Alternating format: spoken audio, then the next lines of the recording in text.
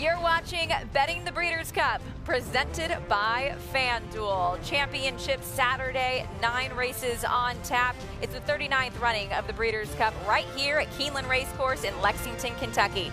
This is Saturday's jam-packed schedule. Breeders' Cup Championship Saturday races begins with the Filly and Mare Sprint, 11:50 Eastern Time, followed by the Turf Sprint. Both of those races exclusively on FanDuel TV, followed by 4 races on USA Network, including the Qatar Racing Sprint featuring heavily favored Jackie's Warrior. And we will round out the afternoon with 3 races on NBC and Peacock, including the $6 million Longines Breeders' Cup Classic featuring the undefeated, ultra exciting Flightline.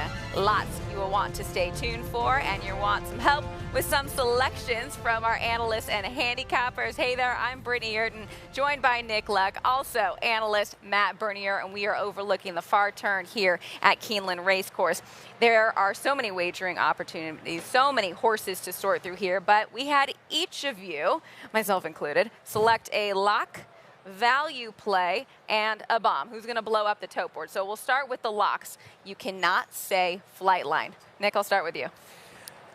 Good Night Olive.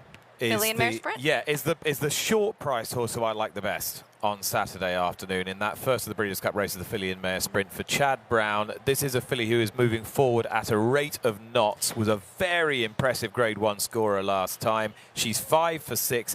Whilst I think that some of her rivals have form that equals what she's achieved so far, she has potential to go far in excess of what they've done, and I expect her to produce a career-defining performance on Saturday afternoon. Well, she's going for 6 in a row for trainer Chad Brown. 3-1 on the morning line. Matt, where would your lock land? In the Breeders' Cup Sprint, the best horse is going to pull the best trip. It's Jackie's Warrior. He's 4-5 on the line. I think he gets the job done in the sprint and gets that much coveted and much deserved, if we're being honest, Breeders' Cup victory.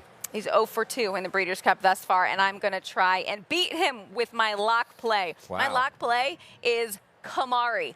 4-1, the female to beat the boys. Wesley Ward specifically chose that race because of the distance. It's 6 furlongs rather than the 7 in the Filly and Mare Sprint. She's in incredible form. I think she can be close. I'm going to go with Kamari. It's a Britney Bernier deadlock here. Yeah. Look, I I respect a 4-1 lock. That is good gambling. I appreciate that. I learned from the best. You and Edzo, right? Not me. Certainly not me.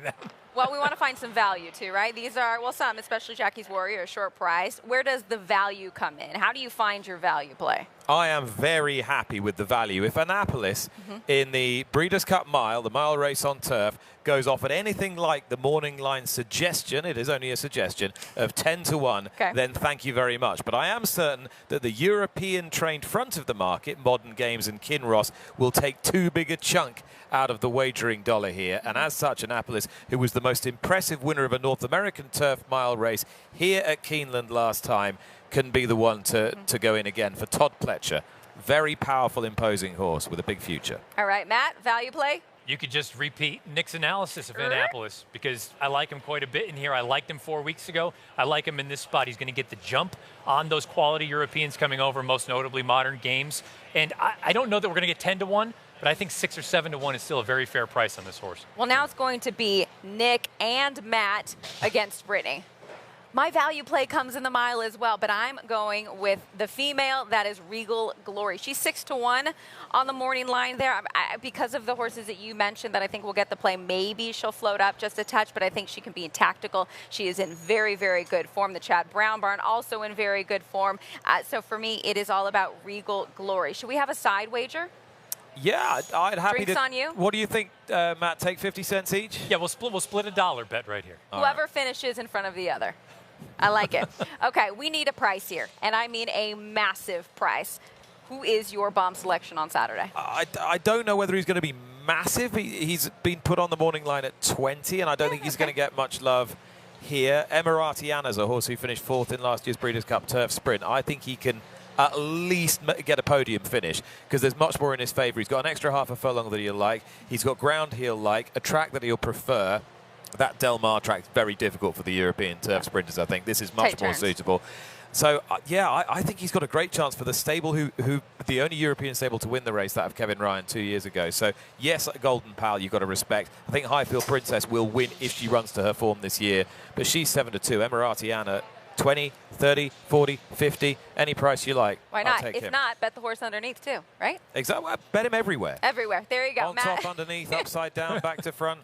Matt, what about you? The filly and mare turf, the morning line wouldn't suggest that Rougier is going to be some sort of a giant long shot, but with the quality of the Europeans and in Italian, the pace setter in that race, I think they're all going to take quite a bit of money, and I think Rougier might float from that 12-1 morning line. I think the big difference for her, the key anyway, to success is getting over this Keeneland turf course that I don't think is quite as firm as some of those courses in New York that she was running on over the summer. I just think she likes to get a little bit of cushion there in the ground. I think she should get it here, and her uncoupled stablemate is going to be the pacemaker. If for whatever reason they go too fast, maybe she rallies from the back.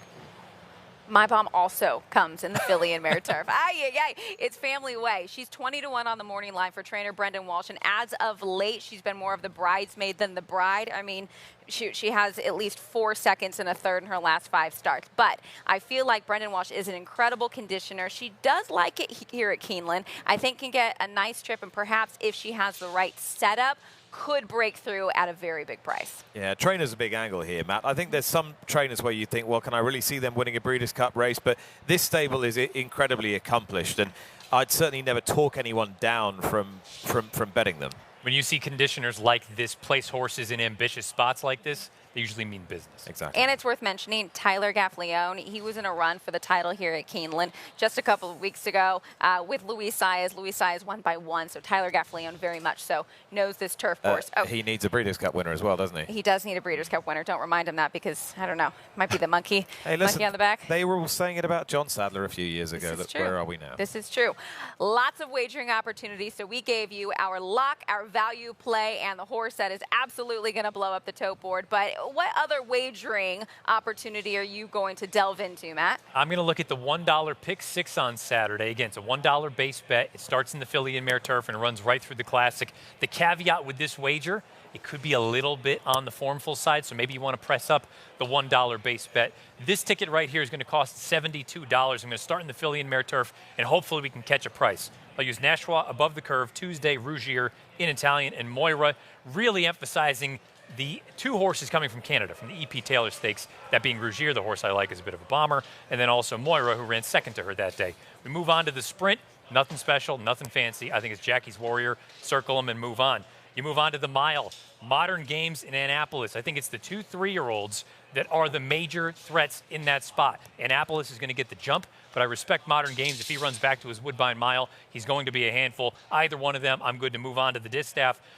Again, kind of broken record. I'm going with the 3-year-olds over the elders. Nest is the most likely winner, but Society is the speed, and I think she's the in-form horse, the now horse for Steve Asmussen. I think she can wire the field. 6-8 for me in that spot. The turf, 3 deep. Give me the 2 Godolphin horses, Nation's Pride and Rebel's Romance, and give me one of the O'Brien runners in Stone Age, although we talked about it earlier. I'm not totally sold that he's a 12-furlong horse.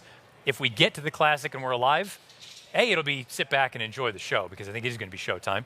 But then also, hopefully, we can go get in line and cash our tickets because I'm singled the flight line in the finale. All right, so $72 investment for Maddie there with the pick 6. It's going to be an incredible 2 days of racing. Fingers crossed we have some great weather. For both of you, Matt, I'll start with you. The one thing you're looking forward to on Saturday? Oh, it's got to be the mile. I think from a gambling standpoint, it's the most appetizing wagering race that we have. But purely from an entertainment and sporting standpoint, I think when you have an athlete like Flightline performing, you should all take it to be appreciative of what we're seeing. Yeah, could be history. What about you? 1, Flightline. 2, Flightline. 3, Flightline. If I give you a 4th? Flightline. There you go. I'm with you there. I think we're in for a real treat, and it's so wonderful, we should say, that the fans are going to be back in the stands here at Keeneland after 2020. Of course, they were not here. So great wagering opportunities, some sensational racehorses that we will get to see. All of that coverage, you will catch it between USA Network, NBC Peacock, and FanDuel TV. So, hey, thanks for joining us here on Betting the Breeders' Cup. Best of luck with all of your wagers. Let's make some money over these next 2 days. New FanDuel customers, you want to know how you can do that? Well, bet the Breeders' Cup and get up to $100 back if your horse doesn't win. This has been Betting the Breeders' Cup, presented by FanDuel.